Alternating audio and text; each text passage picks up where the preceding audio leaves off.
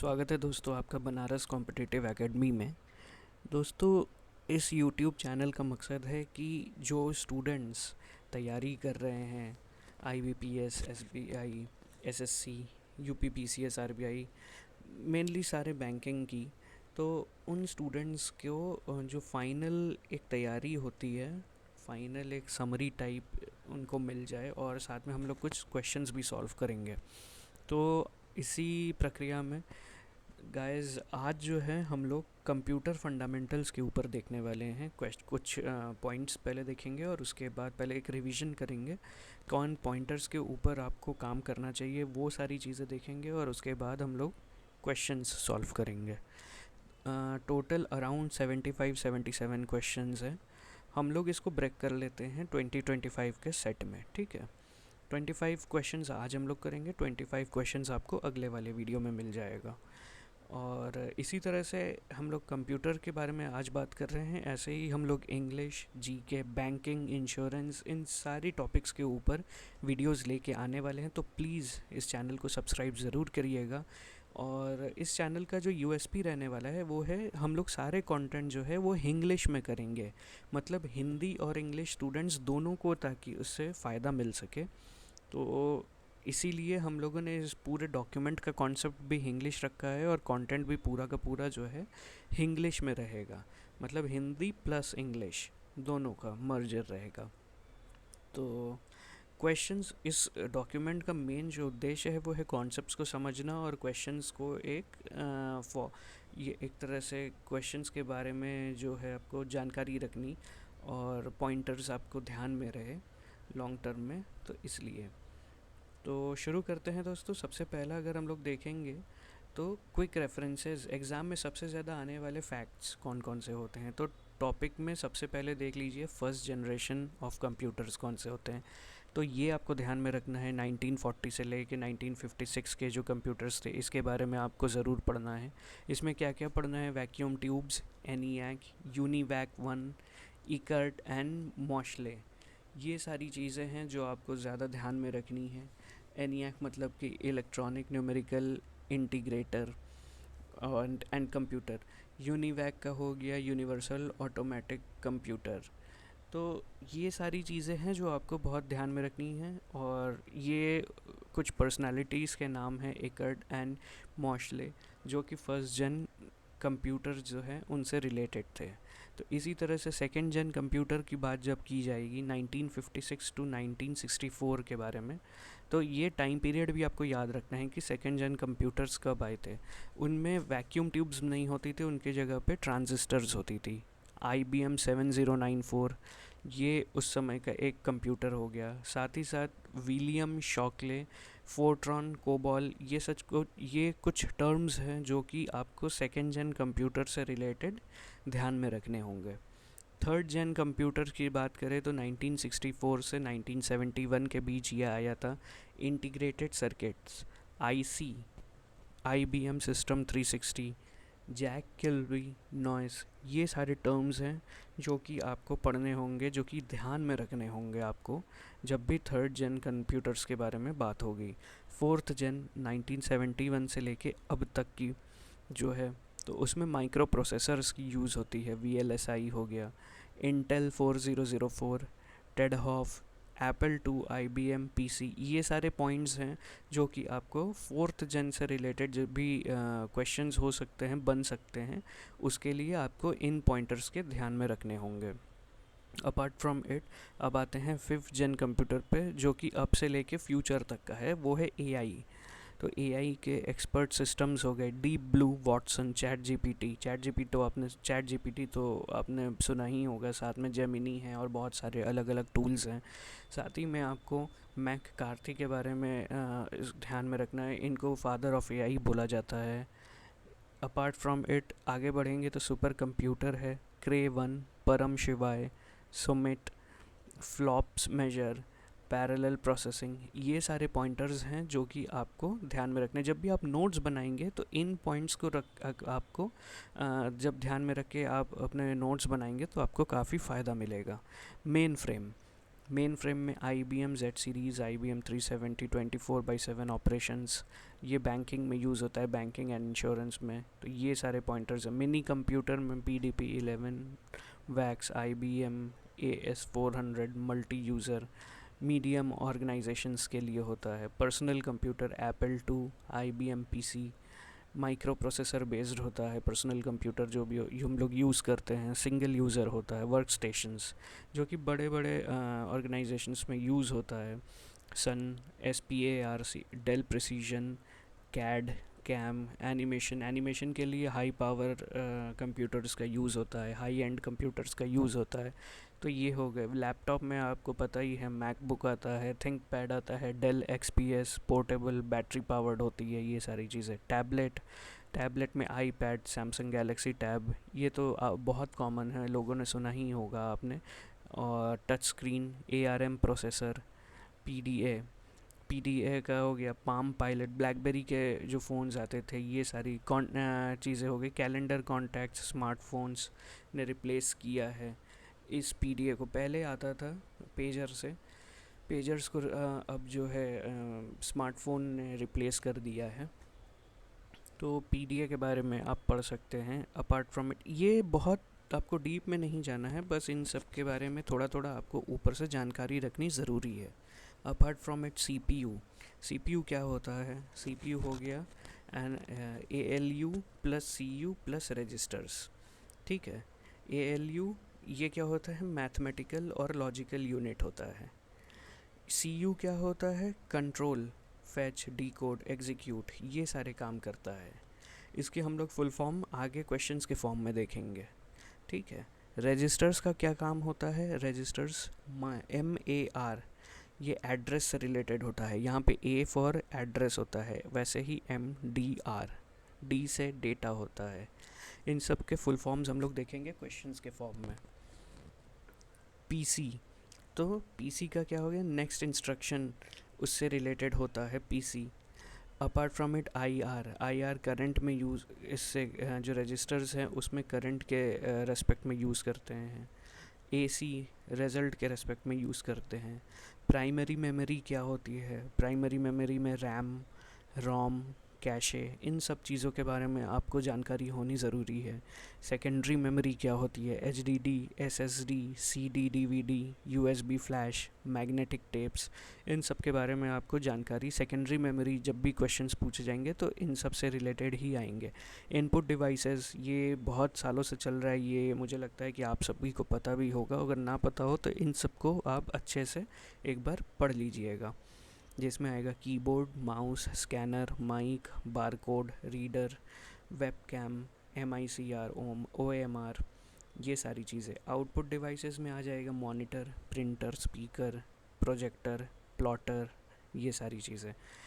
Input output devices both, तो इसमें क्या क्या आ सकता है? Touch screen, modem, hard disk, network card, ये सारी चीज़ें, ठीक है। तो ये एक तरह से क्या क्या चीज़ें आपको पढ़नी है और उन पर्टिकुलर पॉइंट्स के अंदर में किन किन चीज़ों को आपको ध्यान में रखना है, तो ये एक तरह से पॉइंटर्स हो गए, ठीक है। अब चलिए आगे बढ़ते हैं हम लोग कंप्यूटर जनरेशन्स पे।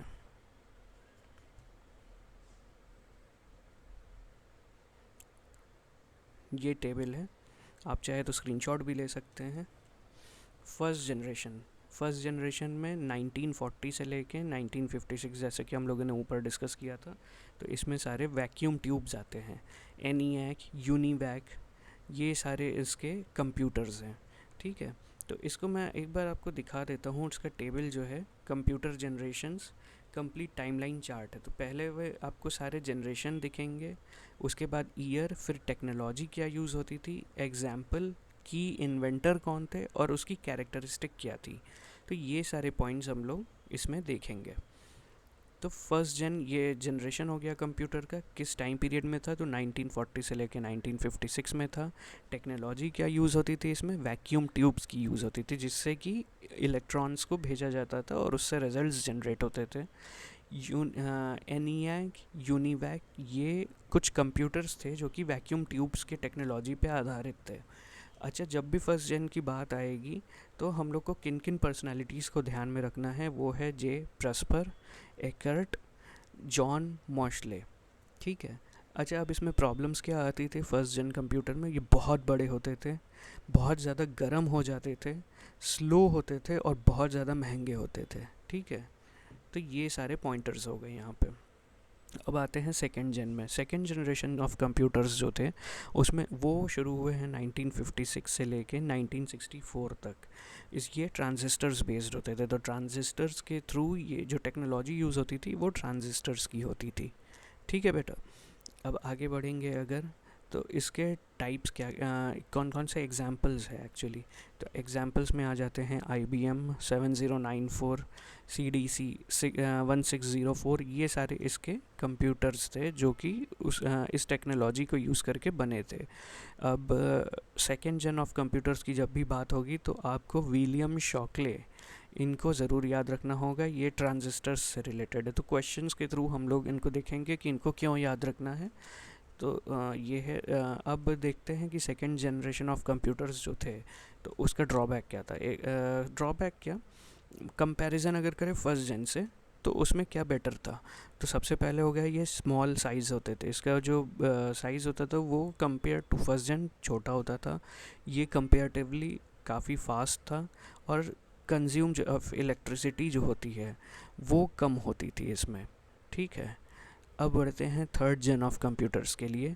तो ये 1964 से लेके 1971 तक था। इंटीग्रेटेड सर्किट्स के बेस पे ये काम करता था। जो टेक्नोलॉजी यूज़ होती थी वो थी इंटीग्रेटेड सर्किट्स की, ठीक है बेटा। अब आगे बढ़ेंगे तो इसमें कौन कौन से कंप्यूटर्स थे। तो IBM 360, PDP-8।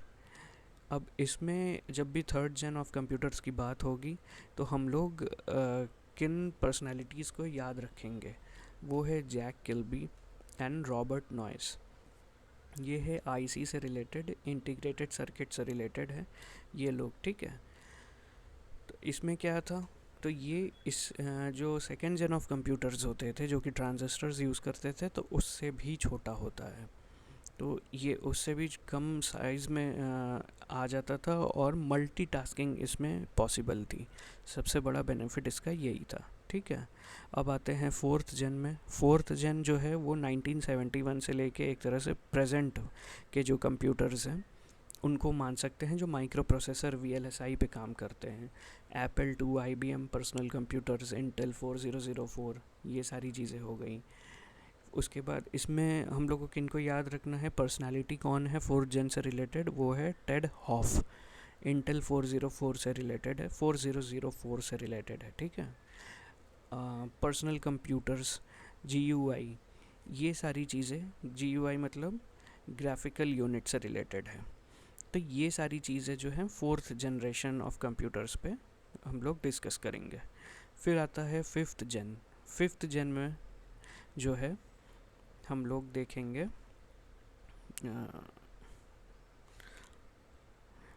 प्रेजेंट से लेके फ्यूचर तक के जो सिस्टम है उनके बारे में है।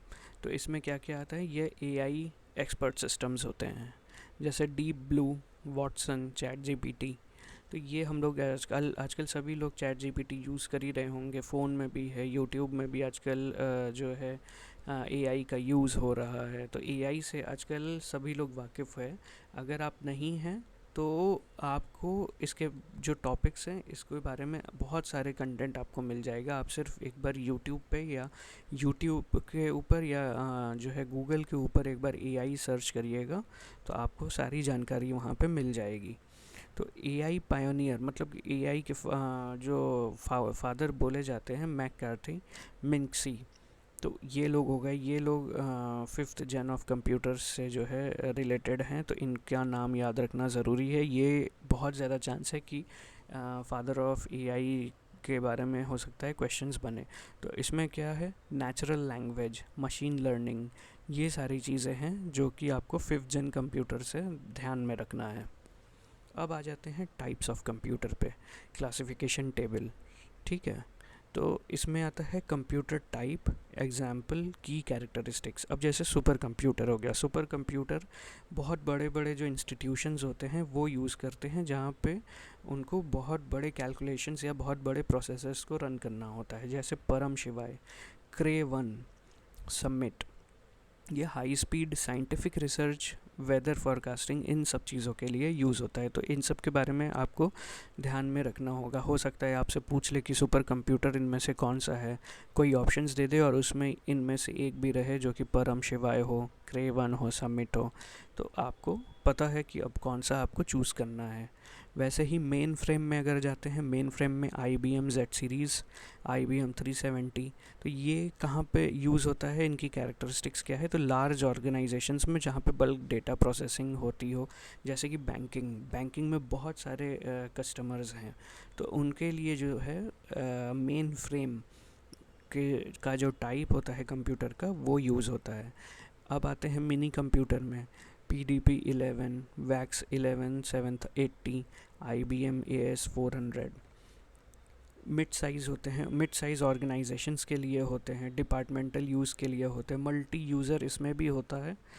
जैसे आपने देखा होगा कि शॉप्स वगैरह में लगे रहते हैं, तो जो बड़े बड़े शॉप्स होते हैं जहाँ पे बहुत सारे यूज़र रहते हैं, इन्वॉल्व रहते हैं, बहुत सारे कस्टमर रहते हैं, तो उनके लिए मिनी कंप्यूटर हो गया। माइक्रो कंप्यूटर की बात करें तो Intel 8080, Apple 2, first personal computer था ये, ठीक है, सिंगल यूज़र, जो अभी हम लोग घरों में यूज़ करते हैं, तो वो माइक्रो कंप्यूटर हो गया, पर्सनल कंप्यूटर हो गया। पर्सनल कंप्यूटर के रेस्पेक्ट में एक और आता है, वो है Dell Inspiron, HP pavilion, Lenovo. ये मैक्सिमम टाइम्स जो है हम लोग के घर में पाया जाता है, ठीक है। PC तो home office use, Windows, Mac OS, ये सारी हो गई। अब बढ़ते हैं वर्क स्टेशन की तरफ। वर्क स्टेशन में Sun, SPARC, SPARC, SGI, IRX, Dell Precision, ये सारे एग्जाम्पल्स हो गए वर्क स्टेशन के। High performance, single user, graphics, CAD, CAM, इन सब के लिए ये जो है, ये सब इनके कैरेक्टरिस्टिक्स हैं। फिर लैपटॉप आ जाता है, टैबलेट आ जाता है, PDA जो हम लोगों ने बात किया, वो सारी चीज़ें आ जाती है। तो इसका भी आप स्क्रीनशॉट जो है ले सकते हैं, और इन पॉइंटर्स को, यहाँ पे जो भी लिखा हुआ है ना बेटा, इसको आप खुद भी एक बार सर्च करिएगा गूगल के ऊपर या यूट्यूब के ऊपर, और उसके बाद ये सारे जो पॉइंट्स हैं ये आपको नोट्स बनाने में काफ़ी ज़्यादा हेल्प करेंगी, ठीक है। पढ़ना आपको किताब से पड़ेगा, और ये जो है एक बार आप वहाँ पे समझ लिए चीज़ों को, तो ये टेबल्स जो है ये आपको लॉन्ग टर्म में याद रखने में मदद करेगा। तो ये फर्स्ट हैंड चीज़ नहीं, पहले आप किताब से पढ़िए, उसके बाद इस नोट को रेफ़र करिएगा, तब आपको बेनिफिट मिलेगा। अब आते हैं दोस्तों CPU आर्किटेक्चर के ऊपर, ALU plus CU plus registers, ठीक है। तो CPU के कंपोनेंट्स कौन कौन से होते हैं? CPU के कंपोनेंट्स अगर देखेंगे हम लोग,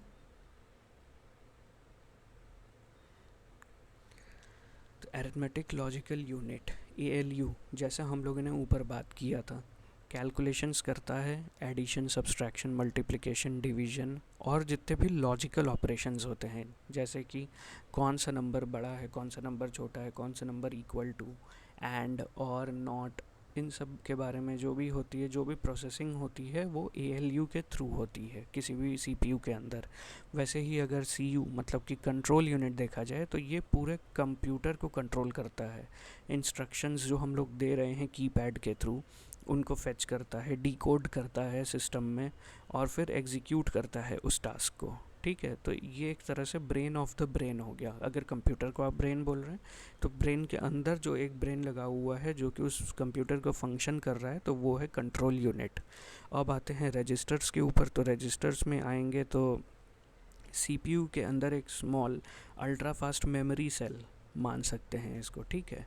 तो इसमें MAR, MDR, PC, IR, AC, ये सारे कंपोनेंट्स होते हैं जो कि रजिस्टर्स होते हैं। तो अब MAR, memory address registers, MAR का क्या काम होता है? एड्रेस स्टोर करता है जहाँ से डेटा रीड करना है, ठीक है। आपने कोई कमांड दे दिया, तो अब कंट्रोल यूनिट को पता होना चाहिए ना कि उसको कहाँ से डिटेल फेच करना है उस पर्टिकुलर चीज़ के बारे में, तो MAR का काम हो गया। MDR, memory data register actual data जो है स्टोर करता है जो मेमोरी से आया या मेमोरी को जाएगा, ठीक है। वैसे ही पीसी प्रोग्राम काउंटर होता है, नेक्स्ट इंस्ट्रक्शन का एड्रेस स्टोर करता है। मान लीजिए आपने बहुत सारे इंस्ट्रक्शंस दिए हुए हैं, अब कैसे पता करेगा कि कौन सा इंस्ट्रक्शन पहले आया था, कौन सा इंस्ट्रक्शन बाद में आया था। तो ये जो है ये प्रोग्राम काउंटर का काम होता है। ऐसे ही आगे बढ़ेंगे तो आईआर होता है, instruction register. Current instruction store करता है जो कि अभी के लिए करना है, इमीडिएट करना है, तो करंट इंस्ट्रक्शन स्टोर करता है जो कि एग्जीक्यूट हो रही होती है, ठीक है। वैसे ही एक्यूमुलेटर एसी एलयू के कैलकुलेशंस के रिजल्ट्स टेम्पररीली स्टोर करता है ये। तो ये एक हो गया आपका, इसका भी स्क्रीनशॉट ले सकते हैं। अब बढ़ते हैं दोस्तों आगे। इसके बाद आता है मेमोरी हायरार्की। मेमोरी हायरार्की के अंदर देखेंगे तो प्राइमरी एंड सेकेंडरी मेमोरीज होती हैं, ठीक है। तो रैम, रैंडम एक्सेस मेमोरी, इसके बारे में आपने सुना होगा। इसको, इस टेबल को भी हम लोगों ने 4 पार्ट्स में डिवाइड किया है। मेमोरी टाइप क्या होगी, नेचर क्या होगा उसका, पर्पस क्या होगा और एग्जाम्पल क्या है, ठीक है। तो रैम, रैंडम एक्सेस मेमोरी, ये वॉलेटाइल होता है। एक बार जैसे ही कंप्यूटर बंद हुआ सारा डेटा चला जाएगा जो भी रैम में स्टोर्ड है। तो टेम्पररी वर्किंग मेमोरी होता है ये, जैसे इसके एग्जांपल्स क्या क्या हो सकते हैं, तो DDR4, DDR5, ये सारी चीज़ें हो गई। अब अगर रोम के बारे में देखें तो रीड ओनली मेमोरी होती है, ये नॉन वॉलेटाइल परमानेंट होती है। अगर सिस्टम बंद भी हो जाता है तो ये बना रहेगा। अब ये बायोस जो कि अपना इनपुट आउटपुट सिस्टम है, जैसे कि अपना जो विंडोज़ है उसको फिर से अगर स्टार्ट करना होता है तो उसमें जो है रीड ओनली मेमोरी का बहुत बड़ा हाथ होता है। फर्मवेयर स्टोर, तो PROM, EPROM, EEPROM, ये सारी चीज़ें हो जाती हैं इनके एग्जाम्पल्स।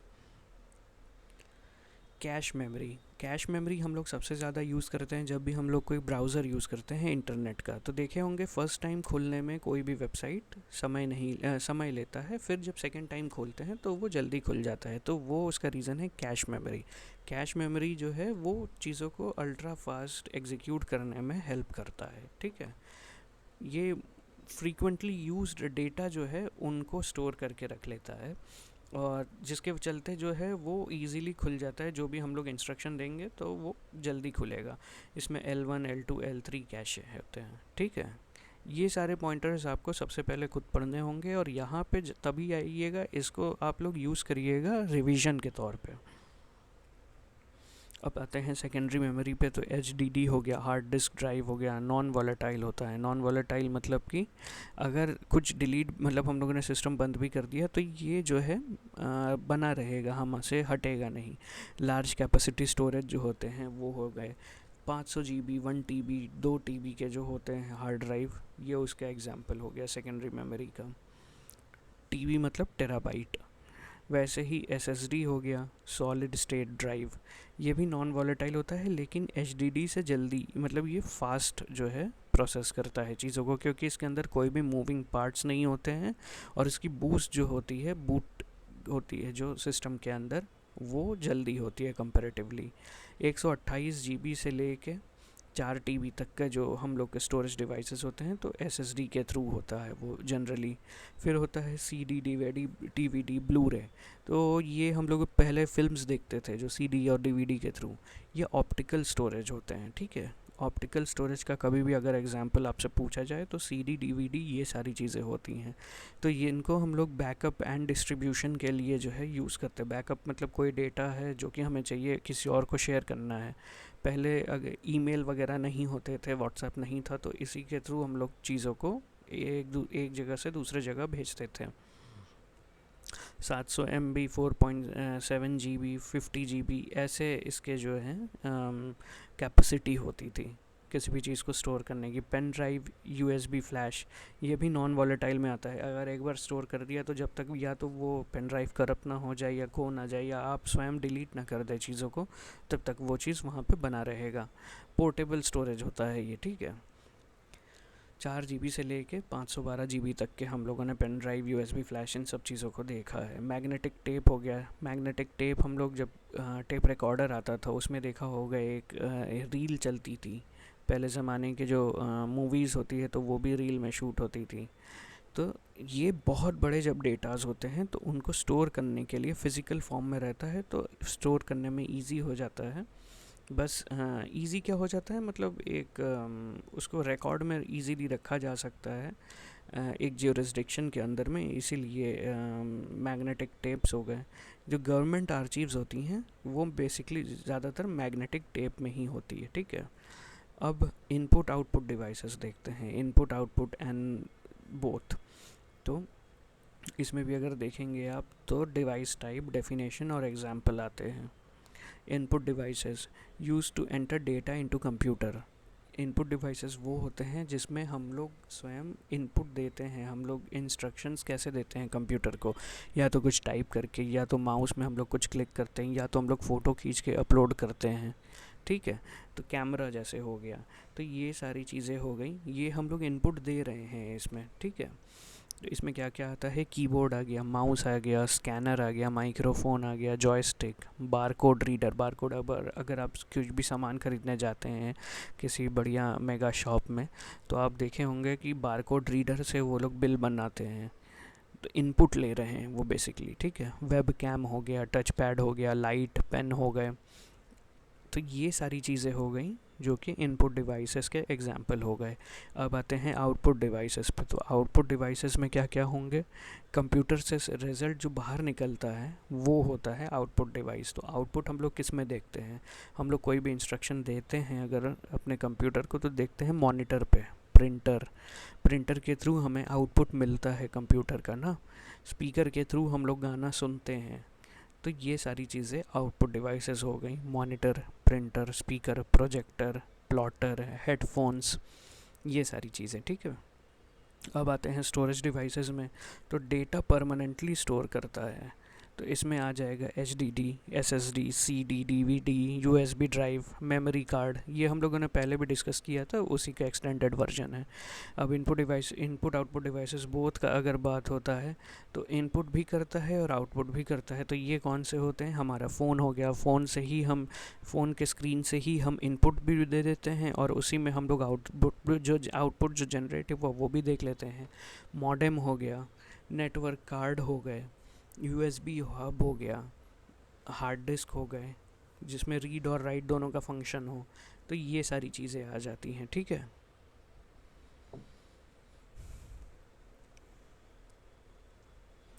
तो एक काम करते हैं, इस वीडियो को यहीं पे एंड करते हैं, और अगला वाला जो वीडियो होगा उसमें हम लोग क्वेश्चंस जो है वो देखेंगे। तो मेक श्योर करिएगा कि आप अगला जो वीडियो है हमारा उसको देखें, और प्लीज़ सब्सक्राइब कर देना यार चैनल को, तो इससे हमें भी बूस्ट मिलेगा, ठीक है। और कमेंट में ज़रूर बताना कि आपको वीडियो कैसा लगा। Thank you.